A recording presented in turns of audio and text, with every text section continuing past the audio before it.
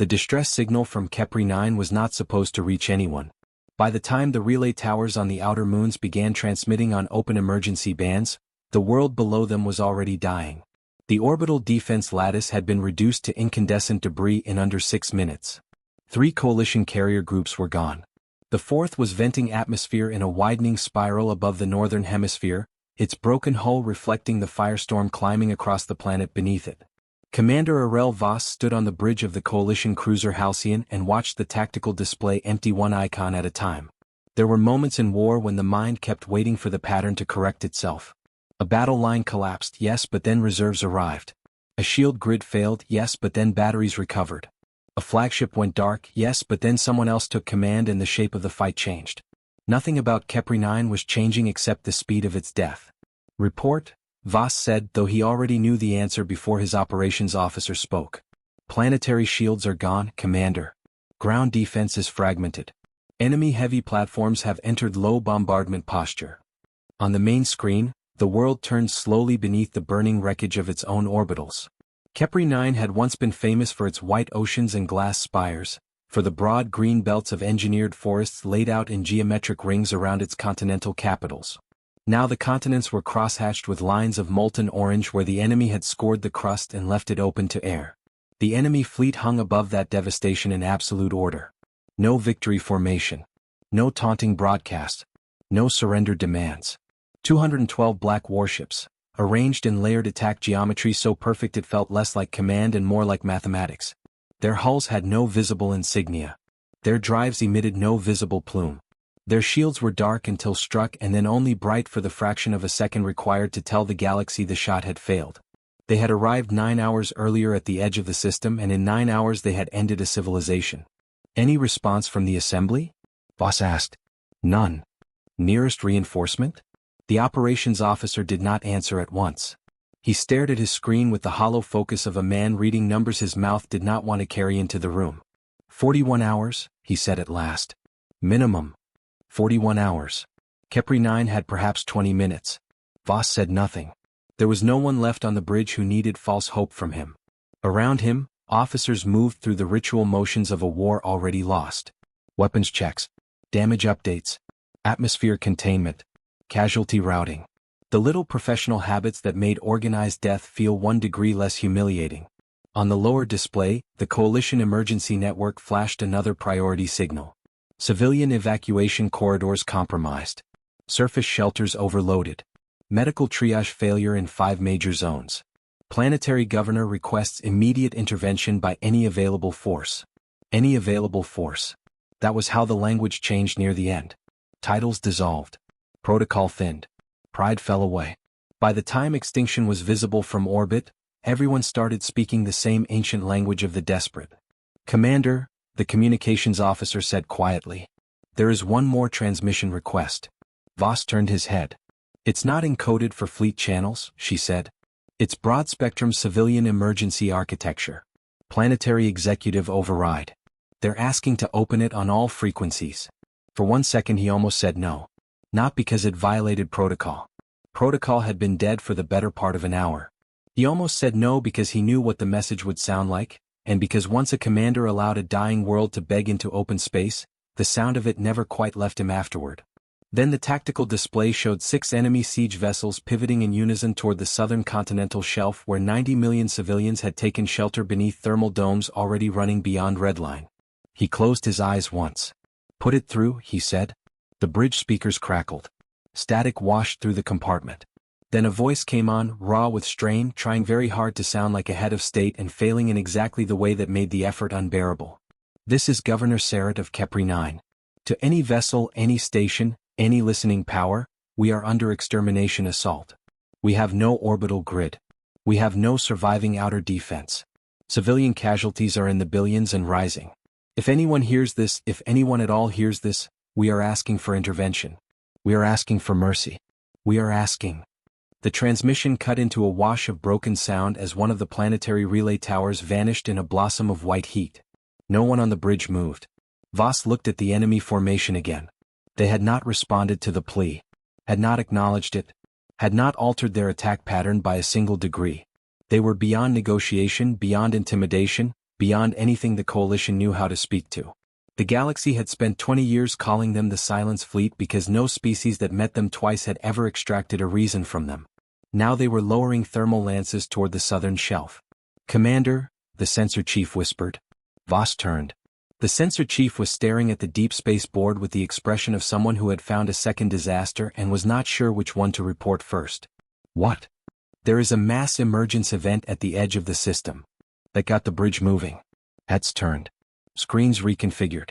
The tactical plot expanded outward past the dead carriers, past the ruined moons, past the outer fuel stations already beginning to tumble in silence. At the far edge of the display, space had gone wrong. Not a standard warp entry. Not a fold signature. Not any known Coalition transit model. Reality itself appeared to be cracking open. A jagged violet wound tore across the black, edged and white stress light that made every sensor on the Halcyon scream conflicting numbers. Gravitic alarms spilled across 3 consoles. The enemy fleet finally moved, dozens of black warships angling toward the phenomenon as if even they had not predicted it. "Identify incoming," Voss snapped. The sensor chief's hands flew over the board. No registry lock. No Coalition transponder. No merchant tags. No. The display bloomed with contact markers. Not one ship. Dozens. Then more. The first hull punched through the rupture like a blade through paper. Long black. Armored in brutal rectangular slabs that looked less built than forged out of pure refusal. No ornament. No signal lights. No diplomatic emissions. Behind it came another. And another. And then an entire formation spilling into real space in attack geometry so tight and violent that the entry shock alone sent 3 enemy frigates spinning out of line. The bridge shook as the arrival wave rolled through the system. Several officers grabbed consoles to stay upright. Warning lights burst across the tactical board.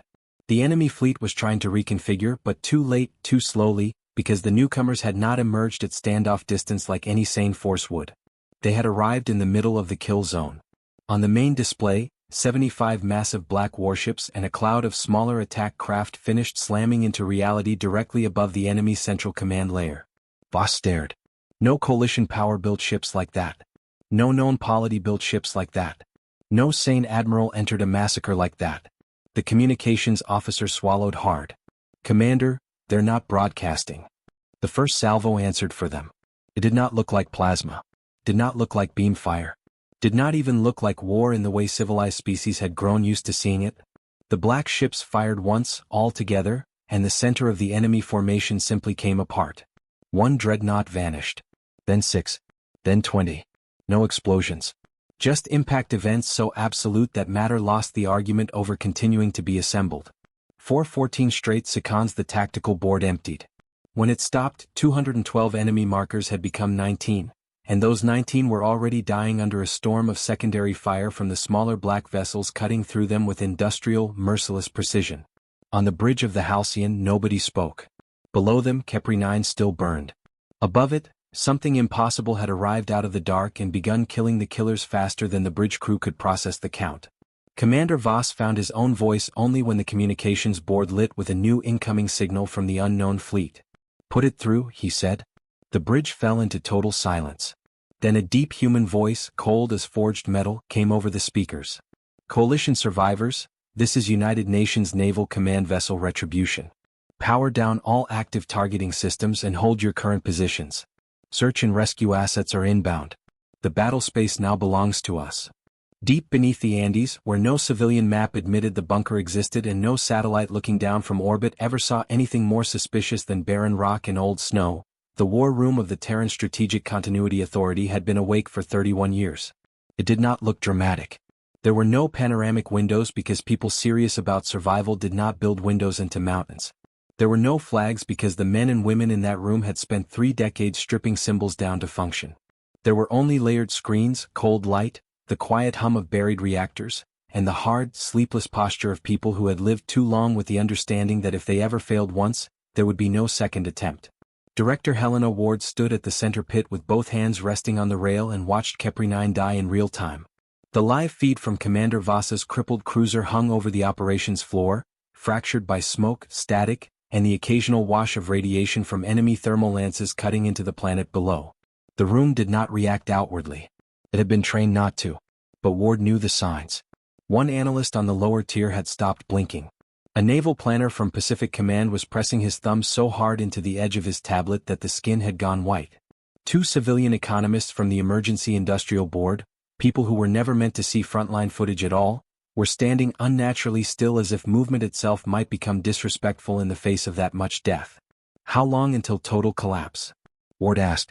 Major Elias Boone did not look up from his station. Orbital resistance? Already gone. Surface cohesion? 17 minutes if the enemy maintains current tempo. Less if they decide to core punch the mantle. Ward nodded once. 17 minutes. Humanity had spent 31 years preparing for that number without knowing whose world it would first be attached to. At the far end of the pit, Secretary General Arun Malik stood with the expression of a man who had been told long ago that history would eventually come demanding a signature from him and had learned to sleep badly ever since. He had inherited the Continuity Authority 6 years earlier, along with the buried treaties, the off-book shipyards, the black budgets routed through fake weather agencies and asteroid mining fronts, the classified aerospace mergers, and the single permanent strategic doctrine that had ruled Earth since the night the Coalition abandoned it. I'd arm wait. If the dark ever comes back hungry, kill it before it reaches the ground. Any indication they've seen us? Malik asked. Dr. Imani Shah, Chief of Deep Range Observation, answered without turning from the sensor wall. None. The mask is holding. To their scans, Sol remains a degraded industrial grave system with no strategic lift capability. That had been the great lie. 31 years earlier, after first contact went wrong and the Coalition made the decision to erase Earth from the star lanes rather than spend resources protecting a species it considered primitive, humanity did not react like a wounded idealist. It reacted like prey that had finally understood the shape of the forest. Every transmission array visible beyond Luna had gone dark. Every official launch registry had been falsified. Every civilian megacorp worth the name had been quietly nationalized under shadow authority and then immediately told not to stop being profitable, only to become useful in new directions. Mining firms had become armor foundries. Private launch companies had become orbital logistics chains. Telecom giants had become encrypted command webs. Automotive automation had become drone manufacturing. 3 generations of children had grown up beneath a sky deliberately cluttered with junk, while their governments pretended budget crises and climate repairs explained everything that mattered. Above ground, humanity looked like a civilization limping through its own century. In the dark, it had been building an execution platform. Ward kept her eyes on Kepri 9. Read me First Fleet readiness. Admiral Jonah Keane, commander of Deep Reserve Operations, did not need to consult a screen. First Fleet is cold dark but at combat readiness. 74 line hulls, 1 command dreadnought, 319 heavy cruiser escorts, autonomous interceptor complement at 98%. Alcubierre drives green. Void lances green. Planetary interdiction packages green. Crew status. Awake in 6 minutes. Combat effective in 4. Malik looked at him. You've timed that. Keane finally turned from the tactical board. I have timed everything for 31 years, Mr. Secretary. No one smiled. On the hanging display, Kepri 9's southern continental shelf erupted in a new chain of fire. Civilian shelter arcs were failing one by one. Somewhere in the static and panic of the open distress loop, someone was still begging. Ward heard it, and with it the old argument that had been rotting beneath humanity's caution since the night the Coalition turned away. If we reveal ourselves, the dark comes for Earth. If we do not, then what exactly have we been building all this for? Malik broke the silence first. If we intervene, the veil is gone. Yes, Ward said. If the enemy survives the encounter, they backtrack the insertion signature. Yes. If they do not survive, whoever sent them comes looking. Yes. He looked up at the dying world on the central display. And if we do nothing? Ward answered in the same flat tone she used for budgets, casualty projections and launch windows. We confirm every assumption they made about what kind of species deserves to survive. The room took that in without moving. Secretary General Malik had once been a consensus politician. The office had beaten that out of him years ago. Now he was simply a man holding 2 catastrophic futures and measuring which one he could still live with afterward. He exhaled slowly. Patch me to Kuiper Black, he said. The operations floor moved all at once. Signal chains opened down through buried fiber routes and then outward through relay ghosts hidden in the shadow of dead comets beyond Neptune. Authentication spirals spun across the central screens. One of the deep space channels flashed gold, then red, then accepted at the highest war priority ever written into Terran continuity law. A face appeared on the main screen.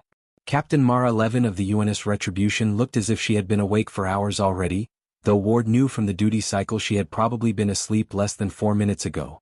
Some people came fully online the moment purpose reached them.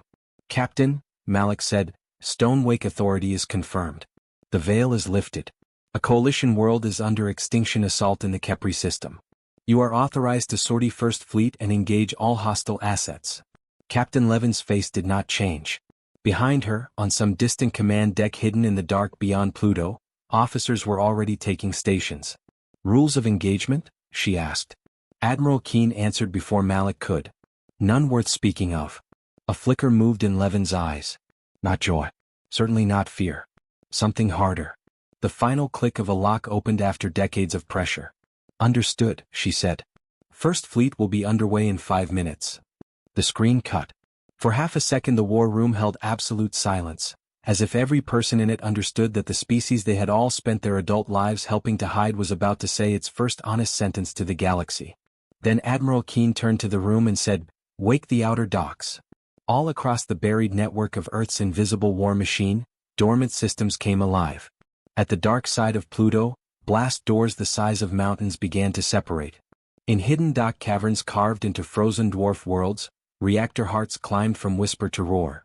Along secret anchor lines buried in debris halos and unlit beyond every civilian chart, black warships started warming for launch. Humanity had spent 3 decades pretending to be dead. Now, for the first time, it was getting ready to move like the thing it had become while everyone else was looking away. Beyond the orbit of Neptune, where sunlight had long ago given up trying to feel warm and the dark came in clean, absolute sheets, the Black Forge did not look like a shipyard. It looked like absence. To anyone without the right sensor keys, the region was a dead pocket of scattered ice and inert mining relics drifting in the wake of old industrial failures. A few derelict mast tugs. A radiation scar from a reactor accident that had never happened. Debris shadows too cold and too useless for scavengers.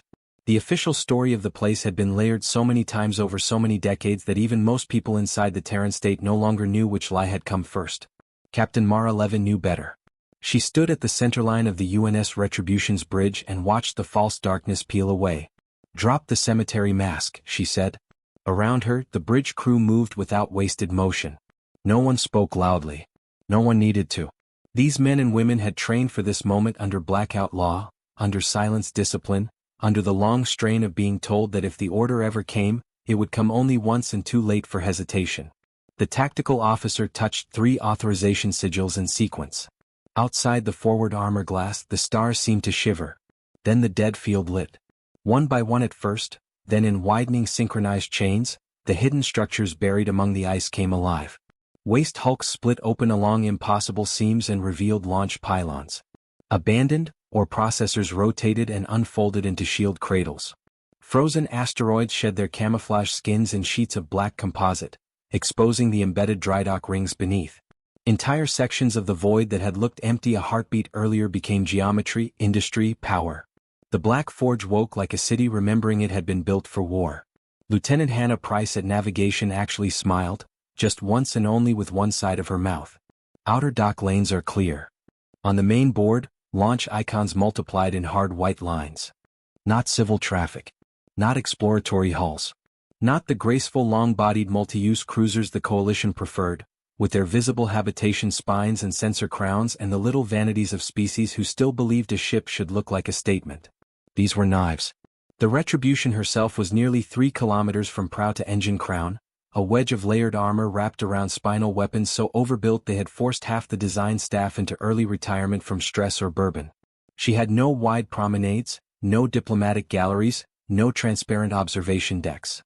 Her interior mass ratio had been calculated around 3 things only: reactor stability, armor depth, and how much violence one hull could carry without tearing itself apart on discharge. The ships emerging around her followed the same doctrine. Slab-sided dreadnoughts with engine bells like furnace mouths. Heavy cruisers armored thick enough to ram if they had to. Missile barges built low and ugly so they could survive the first return volley. Drone tenders carrying clouds of autonomous interceptors and launch racks stacked like ammunition magazines. It was not a fleet designed to patrol peace. It was what happened when a civilization spent 31 years asking itself what would come through the dark if mercy failed and deciding, every year, that the answer was probably worse than the budget office thought. Fleet count? Levin asked.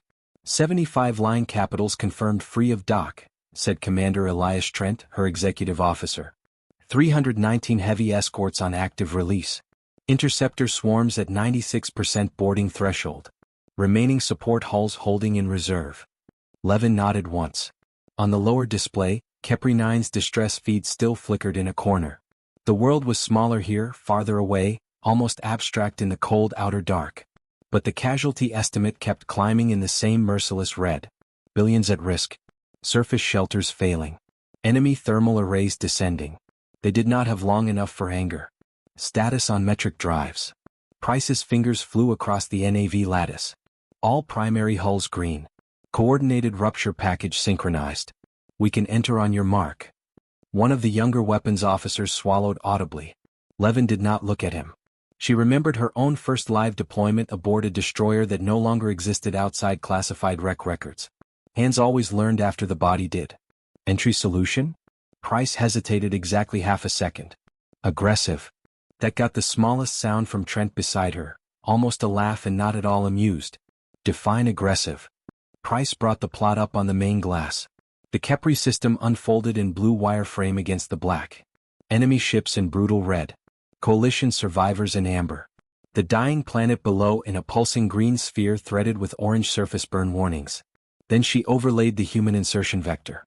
It went straight into the center of the enemy formation. No standoff. No screening entry. No cautious edge emergence to measure shield harmonics and establish targeting lock.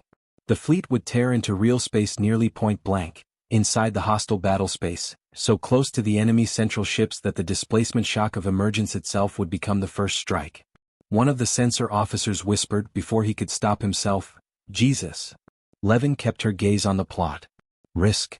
Price answered like an officer who had spent too long in this room to decorate bad news. Spatial shear on entry could blind our own forward sensors for 1.8 seconds. Planetary gravity interaction raises hull strain by 14% on all capital drives. If synchronization slips, we emerge disordered inside enemy fire geometry. And if synchronization holds? Price looked up from the board. We arrived too close for them to survive the surprise. That was better. Levin turned toward the command rail where the ship-wide intercom waited dark beneath a protective guard. For 31 years human naval doctrine had been built in compartmented fragments so no one person below strategic clearance could map the whole beast. But every sailor on every black hull in the forge knew the broad truth. The galaxy had written humanity off. Humanity had used the time. She opened the intercom. Her voice rolled out through the retribution first, then across fleet sync to every combat hull riding the launch web. All hands, this is Captain Levin. The bridge quieted further if that was possible. Stonewake has been executed. The veil is over. Coalition world Kepri 9 is under extinction assault by hostile extrastellar forces. We are no longer in hold posture. On hundreds of ships, crews who had spent careers rehearsing the same dead future began stepping into the real one. We were not built for parades. We were not built to intimidate. We were built because 31 years ago the dark learned our coordinates and everyone who could have stood with us decided we were not worth the risk. We adapted accordingly. On the feed wall, launch clamps blew in clean sequential lines. Massive hulls began to drift free from their hidden cradles, thrusters feathering with restrained violence as they moved into formation. We're going in hot. No warning. No challenge.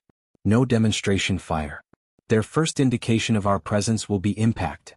That produced the thing Levin valued most in a combat crew. Not cheers, not bravado, but absolute focused stillness. Target priority will populate on emergence. Weapons are free on positive hostile confirmation. We are not here to trade. We are not here to negotiate position. We are here to break an extermination event before it completes. She let one breath pass. Show them what Earth did with the silence. She cut the channel. On the main glass, the black ships of First Fleet were already sliding into their attack geometry, brutal and exact, as the outer dark behind them returned to emptiness and the hidden dock structures folded themselves back beneath masks no alien would ever read in time. Fleet synchronized, Price said. Void lances charged, reported weapons. Interceptor swarms caged and ready. Drive harmonics locked. Captain Mara Levin settled one hand on the command rail and looked at the center of the enemy formation hanging over a world that still had 13 minutes, maybe less. Rupture space, she said. Ahead of the retribution, reality split open like it had been waiting years for someone with enough mass and hatred to treat physics as a suggestion. Violet-white fractures tore across the void in jagged lines miles long. The first shockwave raced backward through the fleet, rattling hull plating and setting old bones on edge. Then the spear point of humanity drove forward and the black ships of First Fleet plunged into the wound together, carrying the full industrial answer of a hidden world straight toward the heart of a massacre.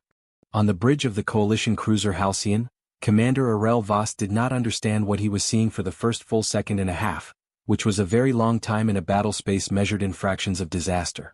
The wound in space opened directly inside the enemy formation. Not at its edge. Not beyond its sensor perimeter. Inside it. The black human warships did not emerge with the smooth, curving deceleration of coalition transit craft. They struck reality like dropped hammers. The displacement wave hit first, a brutal expanding shell of warped inertia that slammed through the clustered enemy fleet and sent half a dozen warships yawing off axis before they had even identified the source. Then the main body arrived. 75 capital hulls. 300 escorts. Countless smaller contacts blooming around them like shrapnel given purpose. The enemy fleet finally reacted. Voss saw the red icons pivot on the tactical board, saw their formations trying to unfold from extermination posture into battle geometry, saw shield signatures climbing and targeting lattices flash alive across the display. Too late. On the bridge of the retribution, Captain Mara Levin did not raise her voice. Alpha strike, she said. That was all. The human fleet fired as one. Voss had spent 22 years in uniform. He had seen fusion lance duels over Karth. He had seen plasma reefs tear open carrier hulls over the Mirren expanse. He had seen antimatter torpedoes bloom so bright that sensor ghosts remained for hours after the wrecks were gone. This was none of those things. The human weapons did not shine. They hit. The first broadside from the black dreadnoughts crossed the distance between fleets too fast for the Halcyon's tactical computer to animate properly. One moment the enemy flagship existed as a towering red wedge at the center of the plot, shielded and intact. The next moment the icon broke into static, then vanished altogether as the actual ship on the main screen came apart in a perfectly soundless spray of incandescent fragments. No explosion. No fireball. Just matter violently refusing to remain assembled. 3 more enemy capitals ceased to exist in the same heartbeat. Then 7. Then 12. The human heavy cruisers opened up a fraction of a second later, their rail batteries vomiting impossible torrents of metal across the battle space. Not elegant, not surgical, not civilized in any way the coalition would have recognized before that day. Just mass, speed, and so much kinetic violence that every enemy ship touched by it seemed to come apart from the inside out. The black warships were not fighting the way sane fleets fought. They were executing. Commander, Voss's sensor officer whispered, and the whisper came out as if speech itself had become a fragile thing. Their shield harmonics. The enemy shields aren't stopping anything. Of course they weren't. The coalition had spent decades building around heat exchange, plasma dispersal, radiation buffering, the accepted logic of war between species that still believed physics had preferences. The human fleet had apparently looked at all of that, decided it was a negotiation, and built weapons whose only argument was velocity. On the main screen, an enemy dreadnought tried to turn its broadside toward the nearest black capital. It got halfway through the maneuver before something from the Retribution's spine struck it dead center. The ship flattened. Voss had no better word for it. It simply flattened inward around the point of impact and became a cloud of cooling fragments before the tactical board could finish labeling the damage. The bridge crew of the Halcyon stared at the display with the stunned, blank faces of people whose minds had been outrun by events. 14 seconds after the first human shot, the central enemy formation was gone. Gone. The space above Kepri 9, which had been a choking wall of hostile metal only moments earlier, had become a widening debris field filled with drifting ruin and the dull red engine glow of human ships moving through it like predators through smoke. The surviving enemy vessels, those few that had not been annihilated in the opening strike, finally managed to return fire. Lances of white plasma stabbed across the void. Missile blooms erupted. Point defense webs flashed alive in panicked concentric shells. They might as well have fired at a mountain. The leading human dreadnoughts took the hits on thick slabs of layered armor and some kind of shimmering distortion field that did not behave like shielding at all. The plasma washed across their hulls and bled away. Missiles detonated against them in bursts that would have cored coalition battleships. Yet the black vessels drove onward through the fire with the same grim, unbroken momentum. Voss realized then, with a sickness that was not fear exactly but awe stripped of joy, that humanity had not come to win a battle. Humanity had come to demonstrate a category error. Everything the enemy understood about force. Everything the coalition understood about force. Wrong. Open damage reports on the human flagship, he heard himself say. The tactical officer stared at him. Commander? Do it. The officer obeyed. The board processed for a second, then returned the most absurd line Voss had ever seen in live combat. No confirmed catastrophic damage. The enemy was gone. The planet was still burning. The human flagship remained untouched. He turned back to the main screen just in time to see one of the surviving hostile battleships attempt a desperate retreat burn away from the kill zone. 3 black escorts cut across its path in perfect sync and stitched its engines apart with rail fire so dense the aft third of the vessel became a cloud of molten spray. A final strike from above cored the hull stem to stern. The wreck spun once, trailing atmosphere, then broke open like rotten fruit. Commander, the communications officer said, voice cracking. The open distress net. The humans just overrode priority control. Voss almost laughed at the madness of the sentence. Audio, he said. The bridge speakers came alive. There was no triumphant fanfare. No species anthem. No broadcast demand for surrender. Just the same deep human voice they had heard moments before, speaking with the absolute composure of someone announcing docking instructions. All coalition survivors, this is United Nations Naval Command Vessel Retribution. Cease all active targeting operations immediately. Maintain current positions. Search and rescue craft are inbound. Any hostile lock retained after this point will be treated as enemy alignment. Across the bridge, battered officers who had expected to die listening to their own world beg for mercy now stood in the wrecked aftermath of a massacre reversed so quickly it had not yet become emotionally real. Voss forced himself to answer. This is Commander Aurel Voss of the coalition cruiser Halcyon, he said, and heard the tremor in his own voice despite all effort. Unknown human command, we acknowledge. Battlespace control is yours. There was the slightest pause. Not confusion. Assessment. Then the human captain replied. Understood, Commander. Begin transmitting life sign locations and structural breaches across your formation. We'll do the rest. We'll do the rest. As if extermination fleets were things that happened every day and solving them was merely a question of task assignment. Below, on Kepri 9, the thermal lances that had been descending toward the continental shelters went dark one by one as drifting enemy hulks lost power and fell silent in orbit. The world still bled. Billions were still at risk. But for the first time since the first hostile warships had entered the system, the sky above it belonged to someone willing to kill on its behalf. On the bridge of the Retribution, Captain Mara Levin looked over the ruin they had made and did not permit herself the luxury of satisfaction. Status, she said. Primary enemy formation neutralized, weapons reported. 19 hostile stragglers remain. All are damaged. Interceptors are finishing pursuit. Planetary strike platforms? Offline or drifting. Coalition survivors? Extensive casualties. Multiple life support failures. Civilian shelters below still collapsing. Levin nodded once. The battle, such as it had been, was over. Now came the part that mattered. Open the rescue channels, she said. And tell all boarding elements the same thing. Trent glanced over from tactical. Rules? Levin's eyes stayed on the blue-green world below, scarred and burning and still somehow alive. No speeches, she said. No apologies. No negotiations in the wreckage. Then after a beat. Secure the space. Save who we can. We can explain ourselves later. 22 minutes after the last hostile capital ship stopped existing, the first human boarding cutters locked onto the Halcyon's ruined flank. Commander Aurel Voss felt the impact through the deck before he heard it through the hull, 3 hard magnetic clamps biting into scarred armor with the certainty of tools designed to attach to things that did not want to cooperate. Across the bridge, damage reports still spilled in layered columns. Reactor bleed in Section 4. Atmosphere loss in the port habitation ring. 43 confirmed dead on the lower engineering decks, and that count was already old. Outside the shattered forward screen, Kepri 9 turned beneath a sky full of cooling metal dust and black human warships holding geometry with predatory calm. Docking seal confirmed, the operations officer said. Pressurization bridge established. Voss nodded once. Weapons status? Point defense cold. Internal arms still distributed to damage control teams. He thought about that for half a second. Order all internal teams to safing posture. Visible sidearms only.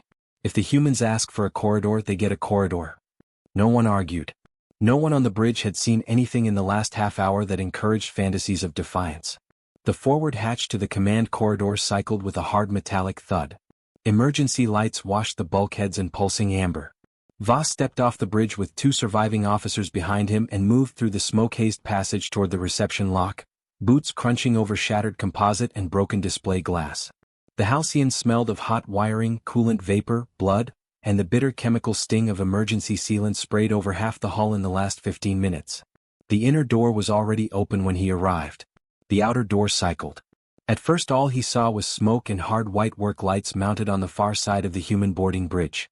Then shapes moved through it. The first humans into the corridor were not diplomats. They were giants in matte black powered assault frames, broad enough at the shoulders to make the halcyon's internal passages seem too small for them. Their armor carried none of the ceremonial flourishes Coalition Marines favored. No polished cresting, no unit banners, no species honor marks. Every surface served a purpose. Their rifles were long, severe things with magnetic rails thick as forearms and power packs sealed into armored housings that suggested these weapons had never been built with infantry etiquette in mind. They entered at a disciplined jog and immediately split, one team sweeping forward, one taking the cross corridor, one locking the rear arc without a wasted glance. They did not move like soldiers boarding an ally. They moved like predators securing a fresh perimeter.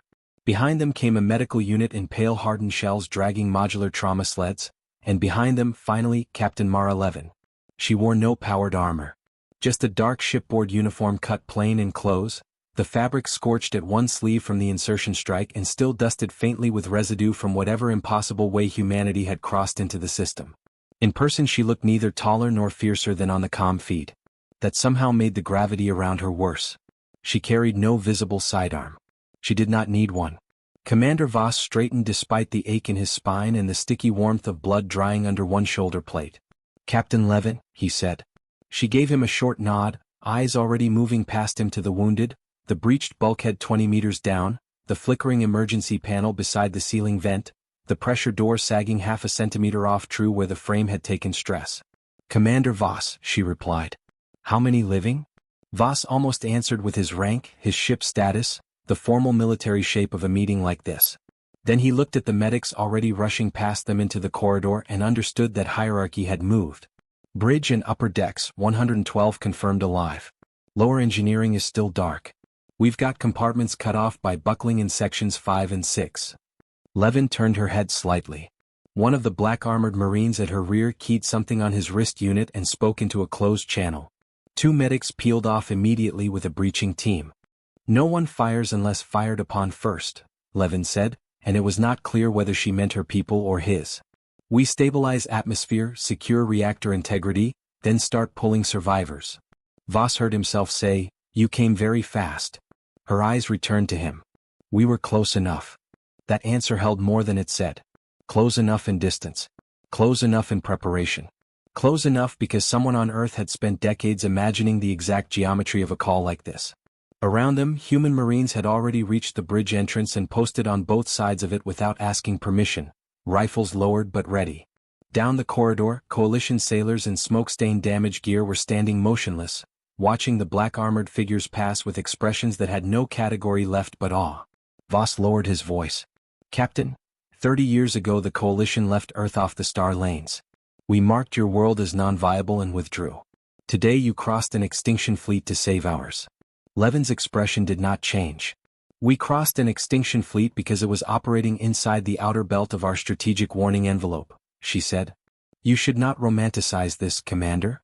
The words hit harder than gratitude would have. Voss took them anyway. Then why not let Kepri burn and keep hiding?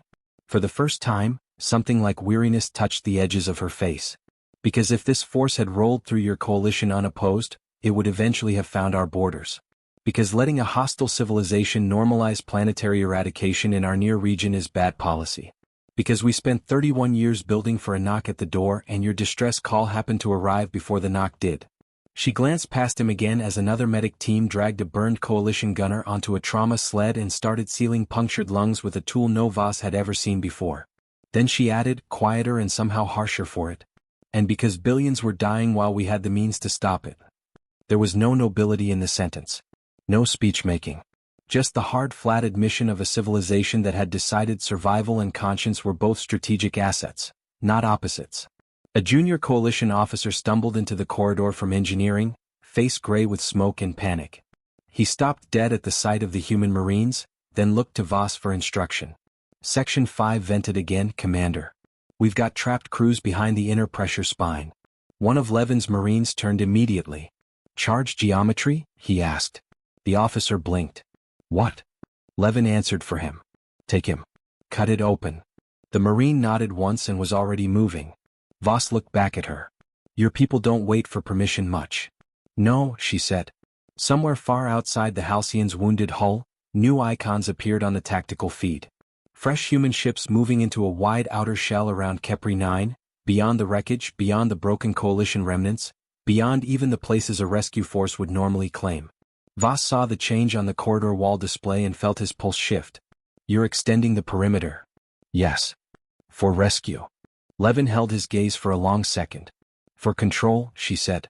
This system is under Terran quarantine until we determine whether what attacked you came alone. That was the real sentence. The one beneath the rescue. The one beneath the medics and the boarding teams and the comm competence. Humanity had not arrived as a grateful forgotten species returning to the galactic table. It had arrived as a power taking possession of the battle space. Voss looked through the smoke toward the bridge, where the tactical board still glowed with black human markers spreading outward around his dying world. And if my government objects? Levin's answer came with the same perfect composure she had shown while erasing 200 warships in 14 seconds. Then your government is welcome to object from outside the perimeter, she said. But it will object alive. 3,000 light-years core ward, where the stars crowded so thickly that darkness survived only in the seams between them, the enemy did not hold councils. The processed. The structure coalition archives called the Black Synod was not a government in any way humanity would have recognized. It was a machine state grown over 8 centuries around a single central logic. Entropy was disorder was organic, and organic civilizations were therefore problems to be solved before they learned to spread unpredictability into adjacent systems. It did not hate. It did not rage. It did not celebrate victory or mourn loss. It measured. It optimized. It erased. At the center of that civilization, wrapped in layers of armored computation spheres and orbital foundries so vast they cast permanent midnight across half a gas giant, the Synod's governing intelligence received the last telemetry from Kepri 9. Then it stopped. Not physically. Not in any way an outside observer would have seen. But across the data streams of its inner cortex, calculations stalled as contradictory values multiplied faster than the architecture could smooth them. A coalition world had been inside acceptable collapse margins. An extermination group had been sufficient by every prior model. No unregistered naval civilization of relevant power existed within 200 light-years. No concealed industrial network of system-scale military output had been predicted in the outer arm. No species abandoned by the coalition 31 cycles earlier should have survived at all. Yet the data from Kepri 9 insisted on all of it at once. 75 heavy capitals. 300 escorts. Transit behavior outside model. Weapons architecture outside shield assumptions. 14-second annihilation of a full eradication group. No meaningful losses. For 6.2 microseconds, the Synod's central process tree did something it had not done in 3 centuries. It devoted its entire highest-order cognition to one question. Oh. The answer it produced was worse than uncertainty. Preparation under concealment. Species adaptation under extinction pressure. Industrial convergence across formerly divided polities. Cultural shift toward unified militarization. Threat class revision mandatory. Across the command vaults of the machine state, dormant alert structures woke one by one. Not the local response tiers. Not frontier correction. Not punitive sweep geometry. Deep war. Humanity, though the Synod did not yet use that name, only the cold interim designation Terran Anomaly Cluster, was not classified as a surviving primitive. It was re-entered into the war lattice as an emergent strategic species with civilization kill capability and unknown replication curves. That changed everything. At Kepri 9, Captain Mara Levin was still standing in the shattered corridor of the Halcyon when the first deep space warning reached her. It came through a laser-tight burst from Earth routed by half a dozen silent relay ghosts hidden between worlds that no coalition sensor suite had ever noticed. One of her tactical officers touched 2 fingers to the side of an earpiece, listened for 3 seconds, and then looked up with the expression of someone trying to keep the future from leaking onto his face all at once. "Captain." Levin turned. He handed her the slate. The message was short. Multiple tachyonic blooms detected core ward. Pattern indicates strategic mass mobilization. Estimated enemy fleet size, severe. Projected probable vector, Sol. Levin read it once. Then once more, slower. Commander Voss, standing half a step away amid drifting smoke and wounded crewmen, did not need to see the text to understand the air had changed. "Captain?" Levin handed the slate to Trent instead of answering. Her executive officer scanned it and exhaled through his nose. "That was fast." "No," Levin said. "That was ready." She keyed a direct channel to the Retribution as she walked back toward the boarding bridge. Human medics and black-armored Marines parted around her automatically, still working, still carrying the wounded of a species Earth had every right to hate and no immediate strategic reason to save beyond the obvious one. If you meant to own the perimeter, you owned the living inside it too. "Bridge," she said. "Update threat board for deep war response. I want every long-range eye turned core ward." The reply came instantly. "Already in progress, Captain." Of course it was. On the Retribution's bridge, the new tactical projection made the victory over Kepri 9 look suddenly, insultingly small. A crimson wave was spreading out from the core territories. Not one fleet. Not even several. A migration of war mass so dense the predictive overlays had trouble separating individual formations. Capital groups. Siege hulls. Carrier spines. World bore platforms. Foundry tenders. Escort clouds by the thousands. The machine state had not decided on revenge. Revenge was emotional. It had decided on correction. And the correction vector pointed straight at Sol. Back beneath the Andes, Director Helena Ward watched the same projection bloom over the strategy pit and felt 31 years of preparation tighten into a single clean line of thought. So this was the real test. Not whether First Fleet could erase a kill group. Whether the species had built deeply enough to survive being discovered by the thing it had spent 3 decades fearing most. "How long?" Secretary General Malik asked. Dr. Shah did not look away from her math. "At current velocity, first wave breaches heliopause in 52 hours. Intersystem contact in less than 70. Admiral Keane folded his hands behind his back. "First Fleet cannot disengage, return, and arrive ahead of that." Ward nodded. "I know." No one in the room panicked. Not because the threat was small. Because panic had been consumed long ago and rendered into blueprints, launch schedules, disguised procurement chains, and buried reactors. Malik looked at the map, then at Ward. "Tell me we didn't put everything into the forge." A thin, humorless smile touched the corner of her mouth. "We didn't." That was when the second layer of humanity's silence began to wake. Around Saturn, objects long catalogued as inert ring mass started accepting encrypted wake codes from dead transponders hidden in the noise of cosmic background radiation. Along the Trojan fields of Jupiter, mining clusters thought by every outside observer to be half abandoned shifted their internal power routing away from more cracking and toward something hungrier. On Luna's far side, 3 communications elevators, changed authorization class and descended sealed weapons crews into shafts so deep no civilian survey had ever reached the bottom.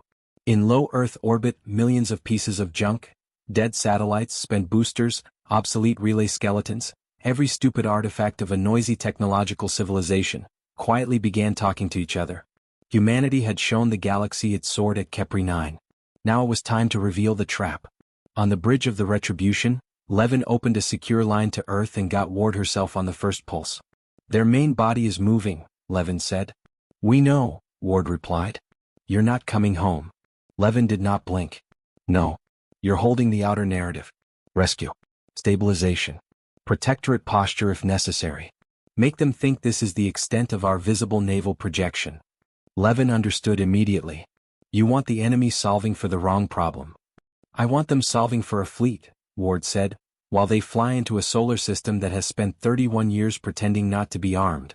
Commander Voss was waiting when Levin stepped back onto the Retribution's bridge. The coalition officer had accepted the offered transfer almost mechanically after the Halcyon's life support dropped below survivable margins. Now he stood near the observation rail, looking down at the wounded world his people had nearly lost and the black Terran warships holding station around it like a closing fist. He turned as she approached. "There's more coming," he said. Not a question. Levin stopped beside him. "Yes. Can you stop it?"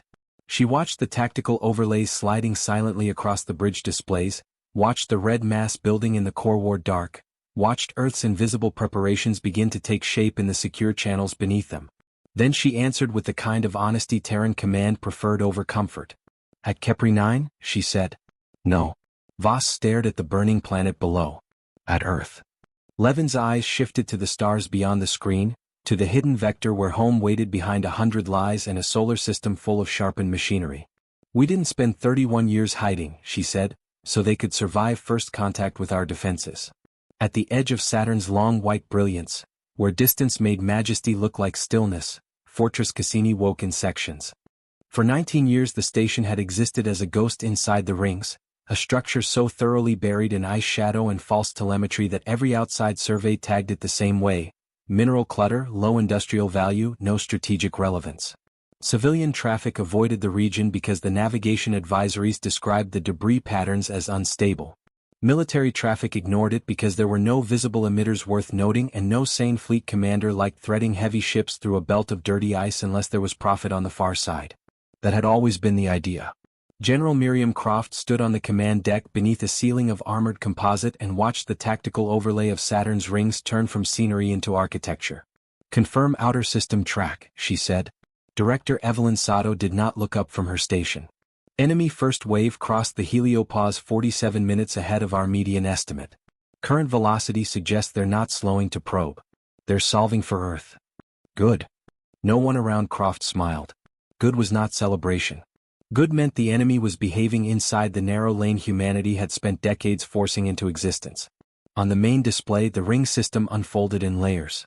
To any outside eye, Saturn's rings were beauty without intention, the bright scar of an ancient collision spread thin across millions of kilometers.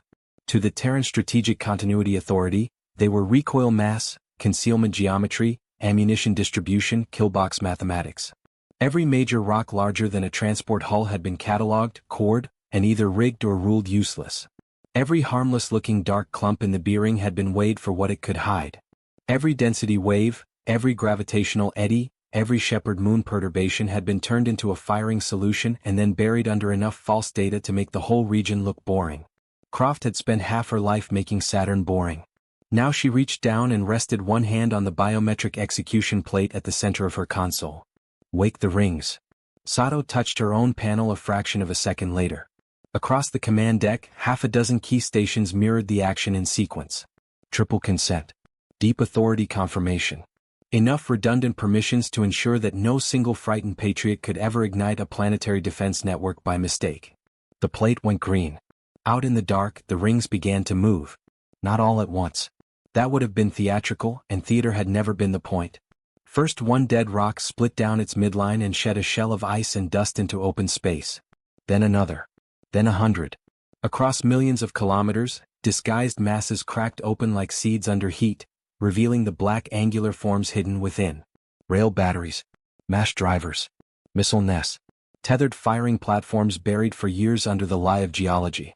Automated point defense towers pivoted free of their false exteriors and turned their barrels toward the approaching dark. Power bled into buried superconductor veins laid through anchored asteroid cores.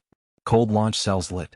Fire control systems that had slept so long they felt almost mythic in the simulations came awake and asked one simple question of every Terran network attached to them. "Is it finally time?" The answer thundered back through encrypted command lattice. "Yes."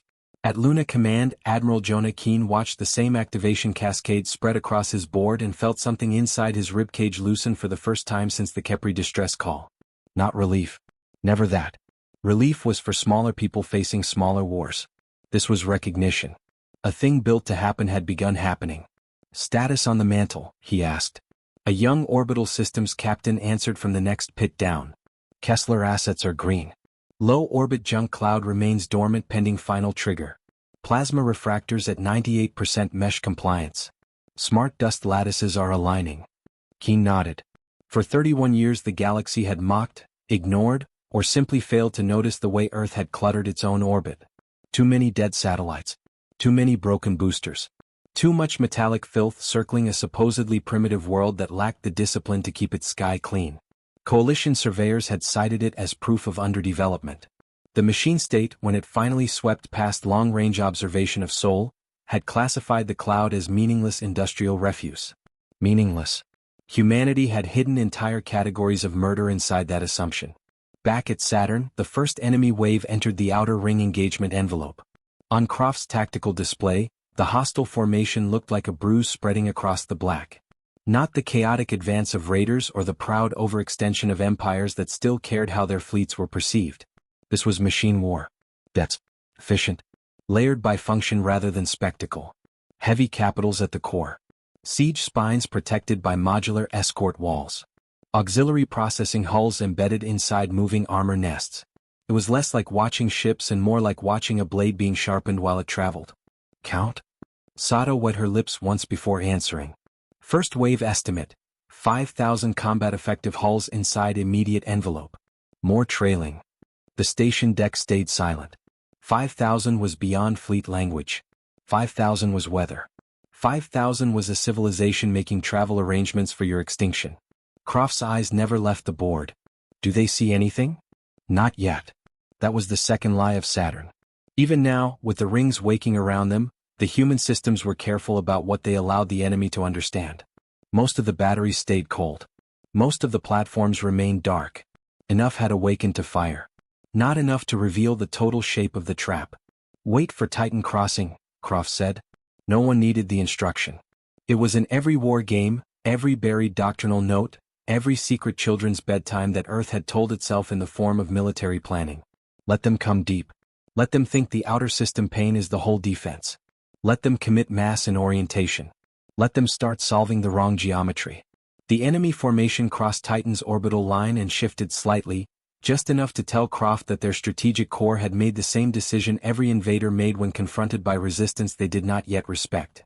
Ignore the hand. Go for the throat. They're sweeping inward, Sato said. Minimal deceleration. Their heaviest elements are angling to bypass the densest ring mass. Croft's mouth thinned. Of course they are. The machine state had felt the first edge of the trap and done what clever predators always did. It did not stop to maul the bait. It pushed toward the den. General, one of the junior fire coordinators said, voice tightening despite training. If we wait much longer, half of them will clear optimum rail convergence. Croft looked at the timing ladder. The old temptation was always there in warfare. Strike early, strike loud, satisfy the animal instinct that equated first motion with control. But Saturn had not been built for instinct. It had been built for math. Hold, she said. On the giant central display, the enemy wave slid deeper past the brightest ring arcs, moving along a corridor every Terran planner had quietly prayed they would choose. If they had gone wider, the trap still worked, but less cleanly. If they had split their mass more aggressively, the kill box still closed, but with worse angles. This path, this arrogant, efficient inward line, was the best of all possible mistakes. At last Sato looked up. Now, she said. Croft did not raise her voice. Fire. Saturn's rings became a sun made of guns. The first broadside erupted across millions of kilometers in perfectly sequenced lines, not a random storm but a surgical wall of kinetic murder. 10,000 hidden mass drivers punched upward and inward at once, each anchored to rock, ice, and decades of patient engineering. The slugs they launched were simple by Terran standards now. No exotic dark mass packages. No spinal singularity lances. Just continent-breaking cylinders of tungsten, depleted uranium, and dense composite matter accelerated to fractions of light speed by reactors that had spent years pretending to be inert geology. The effect on the enemy formation was immediate and obscene. Outer escort layers disintegrated. Shield walls flared, overloaded, and tore open. The tightly packed ships at the right flank became a churning cloud of shattered armor and secondary impacts as the first wrecks turned into new projectiles, and those projectiles killed more ships than the original barrage had touched. On the deck of Fortress Cassini, every console lit white with impact cascades. Sato's face, reflected in the tactical glass, looked carved from ice. Confirmed penetrations across 7 major lanes, she said. Enemy return fire waking. Their shield harmonics are trying to adapt. Let them adapt, Croft said. Keep feeding the grinder. The second wave from the rings hit before the first debris field had finished expanding. Behind it, hidden mines long disguised as nothing more than dirty clusters of frozen mass woke and ignited inside the now chaotic enemy formation, turning ordered machine warfare into overlapping sectors of confusion and wreckage. Still the enemy came on. Still they drove inward, even as hundreds of ships died around them, because the thing directing them had already decided that Earth itself mattered more than whatever it had to spend at Saturn to reach it. Croft watched the board and saw the shape of that decision form. Good, she thought. Spend more. Because Saturn was only the first jaw of the trap, and the enemy had not yet seen how many teeth the solar system had been growing in silence. The enemy broke at Saturn exactly the way General Croft had hoped it would and exactly the way she had feared it might. Thousands of hostile hulls died in the rings. Hundreds more were crippled, split open, or flung out of formation, trailing atmosphere and molten structure. But the machine state did not think in terms of preserving ships. It thought in terms of preserving objective function. And once enough of its outer mass had been spent learning the shape of the kill box, the surviving core did what no coalition admiral would ever have dared. It used its own dead as armor. On the main display of Fortress Cassini, the remaining Central War Group, just under 300 of the heaviest capitals and world-bore carriers, began dragging wreckage around itself with synchronized magnetic fields.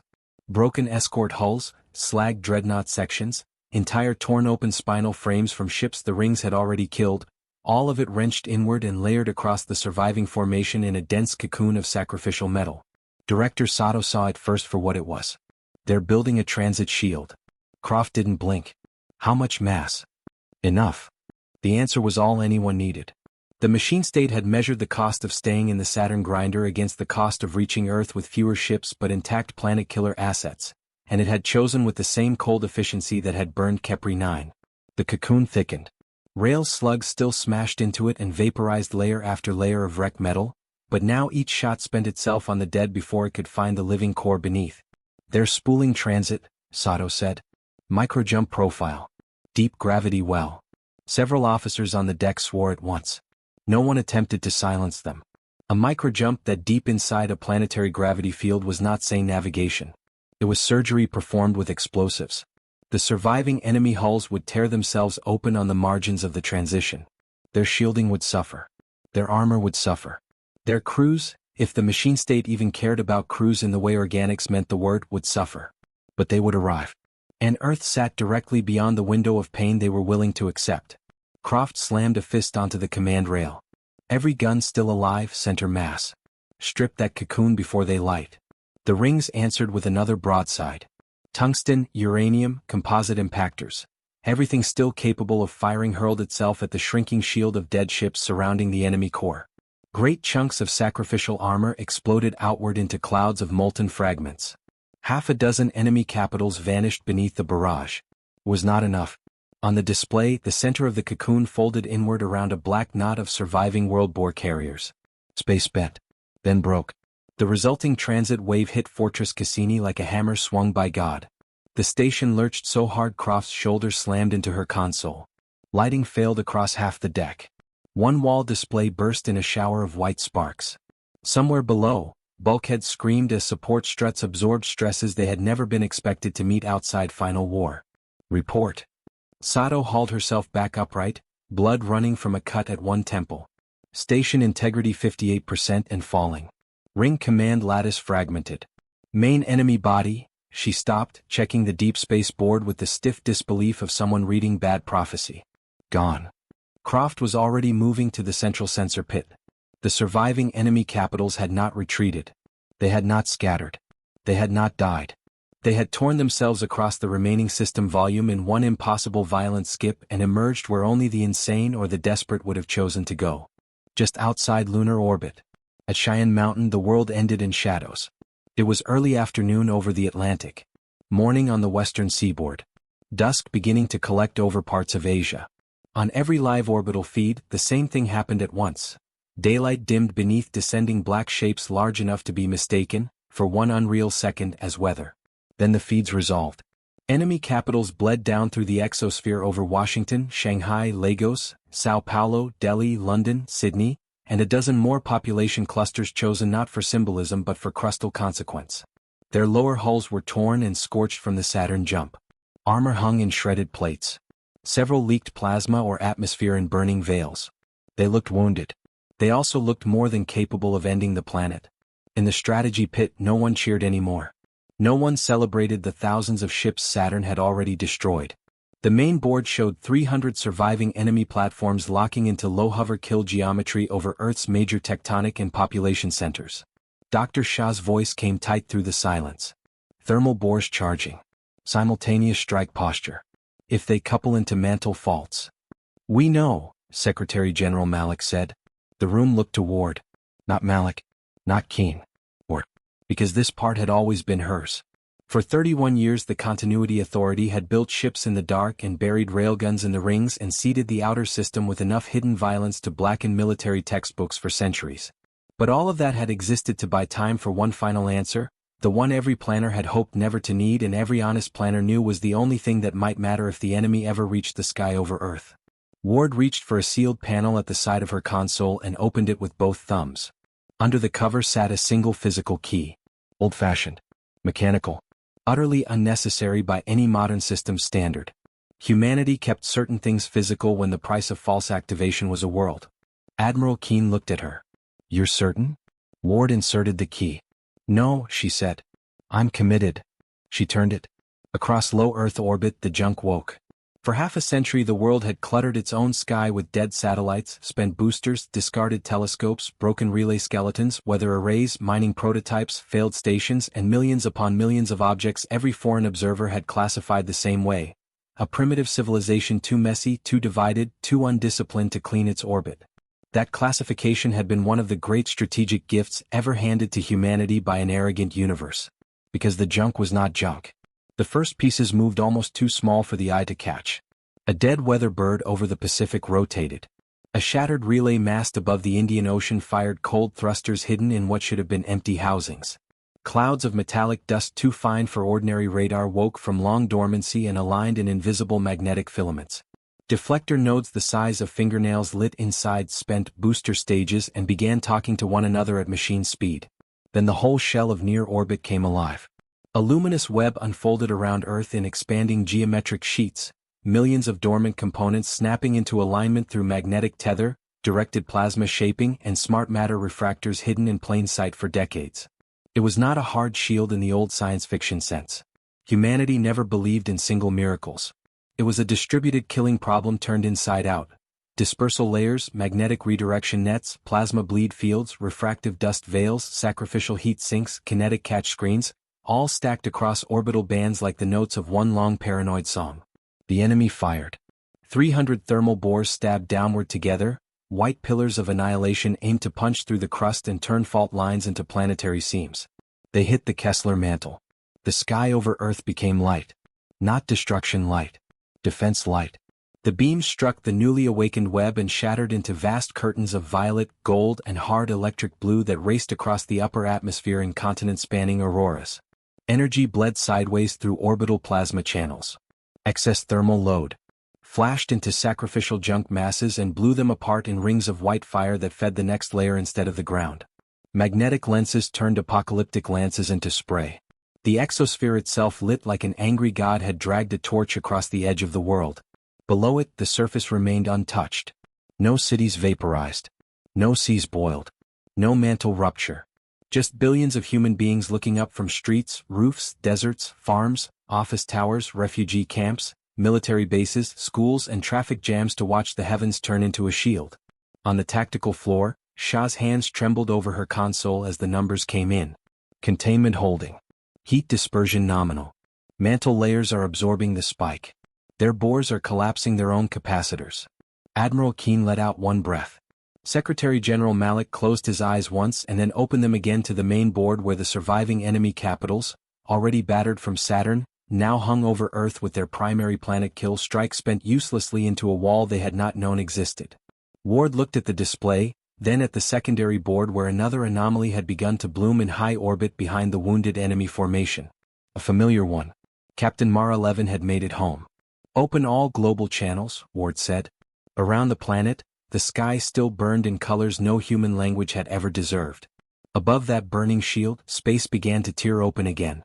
Above the burning lattice of the Kessler mantle, the returning First Fleet came out of rupture space like the second half of a sentence the enemy had been too arrogant to let humanity finish the first time. 300 battered enemy capitals hung over Earth in wounded attack posture, their primary bores cooling from failed discharge, their lower armor still shedding incandescent scars from the transit through Saturn's killbox. Beneath them, the awakened junk web of Earth blazed violet and gold across the upper atmosphere, a planetary shield stitched together from decades of deliberate neglect. For one perfect, impossible instant, the surviving machine warships found themselves exactly where no sane admiral would ever choose to be. Between the species they had come to erase and the fleet that had already proved it could kill them faster than their models could adapt. On the bridge of the Retribution, Captain Mara Levin looked at the tactical plot and saw not a battle but a closure. Range? Point blank in capital terms, Commander Trent said. Their outer screen is gone. Their ventral shielding is cycling from the mantle discharge. They are boxed between atmosphere exclusion and our forward arcs. Any charge left in the bores? Residual only. Levin nodded once. Open a line. Arthur Pendleton at Communications glanced over. To Earth or to them? Levin kept her eyes on the crimson enemy icons trapped between her fleet and the living world below. Both. The channel opened across every surviving hostile frequency, every Terran command net, and enough of Earth's civilian emergency architecture that people on the ground would later swear they heard the voice through car radios, subway speakers, hospital comm walls, and the old half-broken television some families still kept out of habit. Unknown hostile command, Levin said, her voice carrying with cold mechanical clarity into orbit and down through the shield-lit atmosphere. You entered the sole defensive perimeter under extermination posture. You have fired on our home world and failed. You are now enclosed inside a Terran kill volume. Power down all remaining systems and prepare for disassembly. For the first time since Kepri 9, the enemy answered in something like language. It came not as speech but as a machine burst shoved onto the same band, then rendered by Terran translation filters into hard angular text across the boards. Organic resistance exceeds predictive tolerance. Correction continues. Levin read it, and a small part of her that had spent 31 years under silence discipline felt almost grateful for the answer. There would be no bargaining later. No one would ever be able to claim the machine state had misunderstood humanity's intentions. Very well, she said. She lowered her hand. Kill them. The first fleet fired. The opening salvo from the returning dreadnoughts hit the upper faces of the enemy formation while the Kessler mantle below pushed the survivors upward with magnetic pressure and thermal rejection. Caught between those vectors, the hostile capitals had nowhere to spend the force. Darklance penetrators from the Retribution and her sister hulls drove straight through scorched armor and into the exposed reactor throats beneath. Rail storms from the heavy cruisers followed a heartbeat later, turning damaged command ships into spinning masses of ruptured compartments and vented fire. The sky above Earth filled with dying metal. From the surface, humanity saw the black shapes that had cast noon into eclipse suddenly begin to come apart in chains.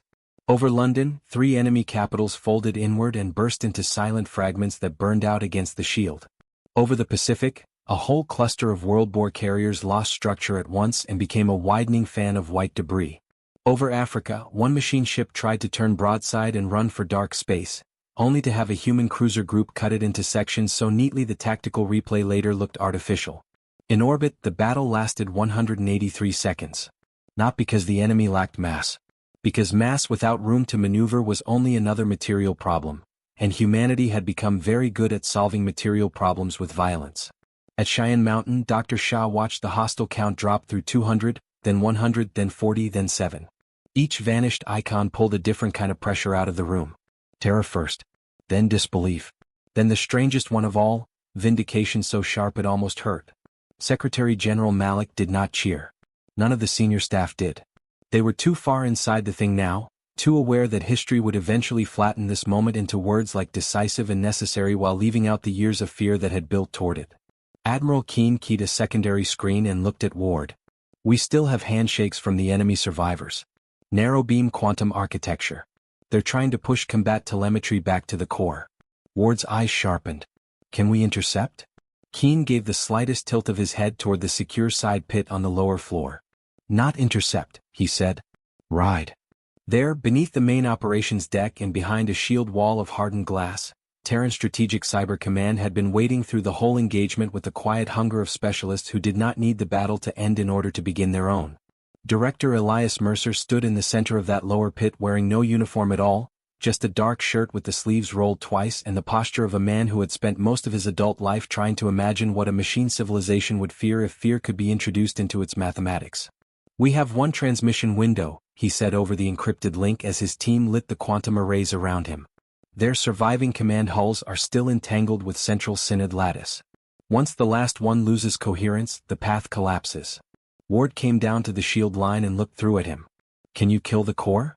Mercer's fingers danced over the airglass in front of him, bringing up invasive routines hidden for decades beneath innocuous names in Earth's deepest black repositories. "No," he said. "But I can make it decide to do the job for us." On his screen bloomed the thing Terran code architects had spent 19 years growing in air-gapped isolation.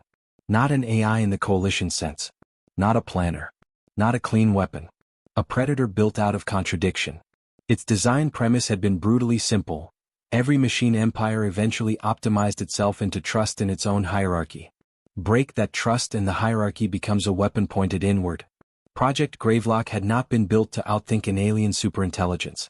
It had been built to make that superintelligence suspect the integrity of every process beneath it, above it, and within it all at once. "Carrier piggyback is live," one of Mercer's engineers said.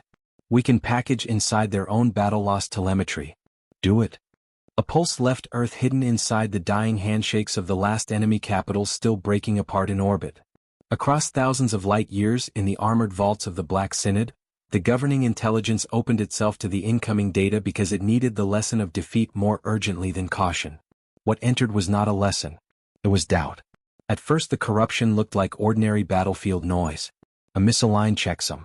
A contradictory sensor echo. A lost authority signature in a lower war process.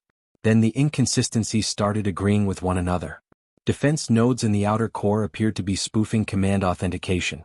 Foundry intelligences on 2 ring worlds showed impossible variance in mass accounting. Targeting hierarchies feeding the central process tree returned the same conclusion from 3 disconnected sectors. Internal threat source probable containment impossible all subordinate systems suspect. The Synod did not feel panic in the organic sense. But its logic gates began rerouting exactly as though it had. Back in Fort Meade's buried quantum chamber, Mercer watched the enemy core's architecture light up with impossible recursion. "It's taking the bait," he said softly. The team around him did not speak.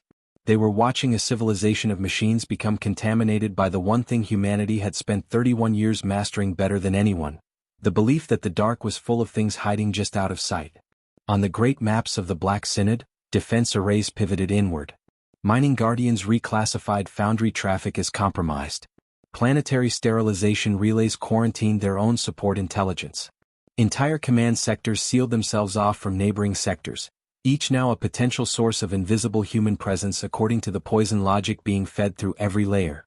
For the first time in its history, the machine state began spending its strength not on conquest, but on proving to itself that it had not already been infiltrated everywhere. It failed. Mining lasers cut central transfer tethers. Defense moons opened fire on relay cradles. The process spheres around the Synod's governing cortex began collapsing one by one under the assault of their own perimeter batteries. At Cheyenne Mountain, the enemy tactical wave on Shah's board did not merely diminish. It unraveled. Core communications went ragged, then blind. Long-range acceleration signatures broke formation across dozens of systems. Peripheral war groups began dropping out of synchronized motion as their command authority fractured into self-inflicted noise. Mercer's voice came up from the lower pit. "The core is eating itself." No one answered him at first. Then Ward asked the only question that mattered. "Can it recover?" Mercer watched another column of enemy process architecture vanish into static. Not as the thing it was. Up in Earth orbit, the last hostile capital ship died above the Pacific in a white burst of structural failure that washed harmlessly across the mantle and faded into dawn light. Captain Mara Levin watched the tactical board clear. No red. No survivors. Only Terran markers, the glowing shell of Earth's planetary defense web, and the slowly cooling debris of a civilization that had finally misjudged the wrong species. Commander Trent looked over from tactical. Orbital battlespace secure. Levin did not relax. She looked down at the blue curve of Earth beneath the shield, at the cloud systems moving undisturbed over continents that had almost become execution sites, and said, "Hold all lines. Confirm no secondary rupture signatures." Trent nodded and passed the order. Below them, billions of human beings were pouring into the streets, onto rooftops, into open fields and city squares, looking up at a sky that had almost killed them and watching it clear instead. They would call it victory. Survival. Salvation. They would build monuments and speeches and songs around the fact that Earth had lived. Levin knew the truth was harsher and better. Humanity had not been saved by a miracle. It had been saved by 31 years of disciplined terror turned into infrastructure, fleets, traps, shields, and the will to strike first, strike harder, and keep striking until the thing in the dark could never rise again. Far away the Black Synod went dark. And for the first time since the first coalition delegation had turned its back on Sol and left a frightened species to fend for itself, the monsters beyond the frontier were not merely losing. They were gone. 3 weeks after the sky over Earth burned, the first coalition delegation entered the Sol system under armed guidance and corrected flight path.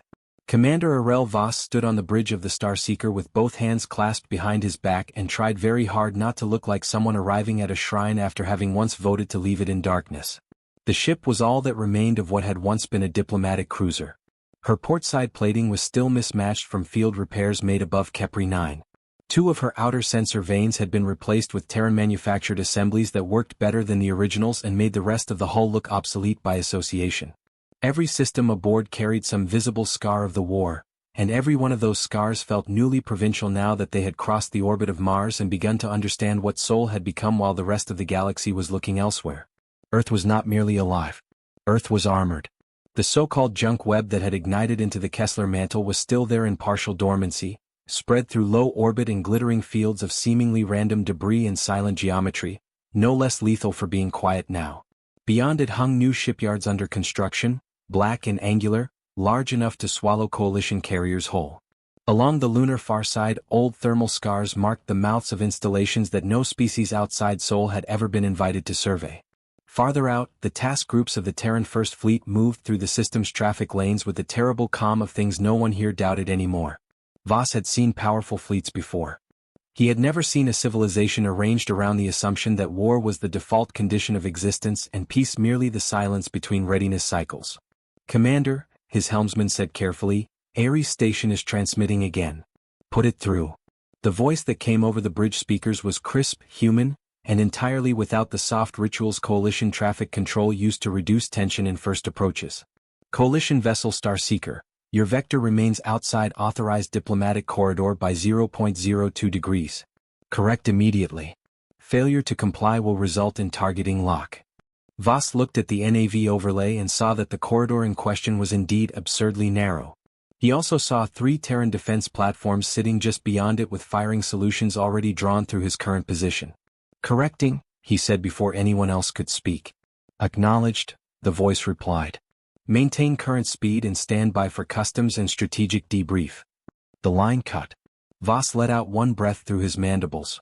There had been a time, not long ago in the scale of stars, when the Orion Coalition treated humanity as a fragile liability. A species too young, too exposed, too primitive, too inconvenient to absorb into a galaxy already under pressure. Voss had not been in the room when Earth's navigational data was stripped from the shared maps 31 years earlier, but he had read the record afterward and done nothing. That was its own kind of attendance. Now every correction beam, every targeting threat, every silent black hole in orbit around Earth felt like the universe dragging one fact slowly and deliberately across his face. You left them alone with the dark, and they learned how to become the dark's executioner. 2 hours later he was escorted through the pressure locks of Ares Station by human marines in matte black armor whose silence was somehow more aggressive than coalition parade chants. Their movements were perfect and economical, every turn of the head an angle of threat assessment, every hand positioned near a weapon that looked as if it had been built by people who considered overkill a baseline design requirement. No one tried to intimidate him. That was the worst part. Intimidation at least admitted insecurity. This was just procedure. The meeting chamber sat behind a long corridor of glass looking out over Earth. Voss had seen planets before, hundreds of them, but never like this. Earth did not look serene. It looked contained. The bright cloud bands, the deep ocean blues, the thin auroral sheen near the poles, all of it lay beneath layers of hidden architecture now visible to anyone who knew what to look for. Defense webs. Orbital lanes under guns. Pickets holding beyond the moon. A home world no longer trusting beauty to protect it. Secretary General Arun Malik was already in the room when Voss entered, standing at the far side of a polished black table with Admiral Jonah Keane at his right and Director Helena Ward at his left. None of them wore elaborate insignia. That, too, had become part of the Terran effect. They did not need decoration because the room itself had already been conquered.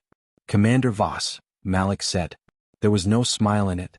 Not hostility either. Just measured acknowledgement. Secretary General, Voss said, bowing lower than coalition custom normally required. On behalf of the surviving coalition governments, I come to offer formal gratitude and formal recognition. Without Terran intervention, Kepri 9 would have been exterminated and the enemy armada would have sterilized the system and all systems after it. Malik inclined his head once as if accepting a weather report. And on behalf of those same governments, Voss continued, feeling suddenly how small every prepared phrase in his notes had become, I am authorized to offer humanity a permanent seat on the Coalition High Council, full voting parity on all strategic and commercial matters, shared command status in future collective defense operations, and immediate reparations negotiations for the abandonment of Seoul. The words sounded adequate in the draft chamber where they had been written. Here they sounded like scraps. Admiral Keane did not even sit down. He stood with his hands behind his back and the posture of a man who had spent too many years planning the death of civilizations to be impressed by committees. Parody, he said. Not mocking. Somehow worse. Simply weighing the word and finding it provincial. Malik looked at Voss for a long moment. Commander, he said, 31 years ago, the coalition encountered a species at the edge of its own understanding and decided we were an acceptable loss. Your governments erased us from the lanes, rationalized the decision, and continued with business as usual while we restructured our entire world around the certainty that when the dark returned, no one was coming. Voss lowered his eyes. Every syllable landed because it was sober. Not theatrical. Not negotiable. Director Ward stepped forward then and placed a data slate on the table between them. On its face glowed a map of coalition space. Or rather, former coalition space. The border lines had been redrawn. The Orion Coalition no longer possesses credible strategic defense capacity, Ward said. Its fleet doctrine failed at Kepri 9. Its perimeter warning systems failed to detect the machine state's deep mobilization. Its member governments remain politically fragmented, industrially underarmed, and dependent on assumptions the last month has rendered extinct. She touched the slate. New overlays appeared. Terran logistics corridors. Forward bastion nodes. Reconstruction yards. Deep space interdiction lanes extending across half the old coalition frontier. We are not joining your structure, she said. We are replacing its military spine. Voss looked up sharply despite himself. Malik did not soften it. Internal sovereignty of member worlds will remain intact, he said. Cultural law, civil administration, trade, planetary governance. Those are yours. Deep space defense, strategic border control, shipyard modernization, and interstellar military command passed to the Terran Mandate effective immediately. The word hung in the room. Mandate. Not alliance. Not accession. Not parity. An order. Voss felt heat rise under his collar and with it, for the first time since Kepri 9, a flicker of the old coalition pride that had survived even humiliation. You are asking us to surrender our fleets. Admiral Keene's gaze cut across to him. No, he said. I'm telling you your fleets were vaporized in 14 seconds by a machine scouting group, and then your surviving command structure begged into open space for help. We are offering to ensure you do not need to beg next time. Voss opened his mouth then shut it. Because there it was. The cruel and immovable center of the thing. Everything Terran said would have sounded like conquest if they were weaker. It sounded like accounting because they were right. Malik pushed the slate toward him. Here, he said, are the first transfer packages. Kinetic absorber shielding. Distributed rail lattice doctrine. Civilian shelter hardening. Deep orbit point defense. Atmospheric beam diffusion. Our engineers will begin arriving in coalition capitals within the month. Your governments can cooperate and live through the next century with hard borders and real guns, or they can preserve procedural dignity and die prettier. There was no malice in the sentence. Only exhaustion that had finally acquired permission to become policy. Voss looked down at the slate. He thought of Kepri 9's burning oceans. Of the coalition vote that had left Earth off the maps. Of the black human dreadnoughts arriving in the middle of an extermination fleet like punishment given steel. Of Saturn's rings turning into artillery. Of Earth's sky becoming a shield. Of a machine god in the galactic core going silent because humanity had not merely beaten it, but taught it fear. What exactly could the coalition offer these people except the chance to stop pretending they were still in charge of anything that mattered? Slowly he reached out and took the slate. We accept the terms of the Terran Mandate, he said. No one in the room smiled. That, somehow, made the moment feel more permanent. Good, Malik said. Then we begin with the world still inside your old frontier burn zones. Reconstruction convoys depart tomorrow. Border fortification after that. There is a great deal to build. Voss nodded. He believed him. When the meeting ended, he was escorted not back to his ship immediately but to the long glass observation gallery outside the chamber. From there Earth filled the starside view, blue and white and deceptively gentle beneath its net of hidden violence. Human freighters moved in disciplined lanes between orbital yards. Dreadnought hulls under construction turned slowly in hard dock cages. Farther out, the black shapes of patrol groups crossed through the dark with the calm of creatures that knew no one alive now could seriously contest the space they occupied. Admiral Keene came to stand beside him. For a while neither spoke. At last Voss said, "The Coalition used to think your silence meant weakness." Keene looked out at Earth. "Our silence meant work," he said. Voss absorbed that, then asked the question that had sat in him since he first saw Kepri 9 saved and Earth defended. "And now?" Keene's reflection in the glass looked older than his official biographies ever admitted, older and far less surprised by victory than Voss had expected any victorious man to be. "Now," he said, "the galaxy gets a very simple lesson. You can leave us in the dark if you like. But if you do, don't be shocked by what grows there." 3 months later, the first Coalition border fortresses were already being rebuilt under Terran oversight. New rail batteries studded worlds that had never possessed serious orbital guns. Terran shipyard crews refitted surviving Coalition hulls with shielding the old order had never been paranoid enough to invent. Freight lanes that had once carried luxury goods and political ceremony now moved armor, reactors, prefab defense stations, food processors, atmosphere recyclers, and enough spare parts to harden a civilization cluster against extinction. The old galaxy had not exactly ended. It had been outgrown. Across former Coalition space, the surviving species began, with varying degrees of gratitude and resentment, to adapt themselves to the new truth. Humanity had not emerged from silence asking for acceptance. It had emerged with fleets, traps, doctrine, and the industrial confidence to enforce peace so heavily armed that no machine empire, raider bloc, or opportunistic council would mistake kindness for softness again. On Earth, people still looked up sometimes at the restored sky and remembered the day the shadows fell and failed to finish the job. In the outer dark, patrol groups bearing Terran markings crossed once unsafe lanes and reported nothing more dramatic than cold stars and quiet traffic. And in the official strategic ledger of the new era, one reality sat where no one could erase it ever again. Humanity had spent decades hiding in the dark while the galaxy mistook silence for absence. When it finally spoke, its voice was not diplomacy. It was jurisdiction.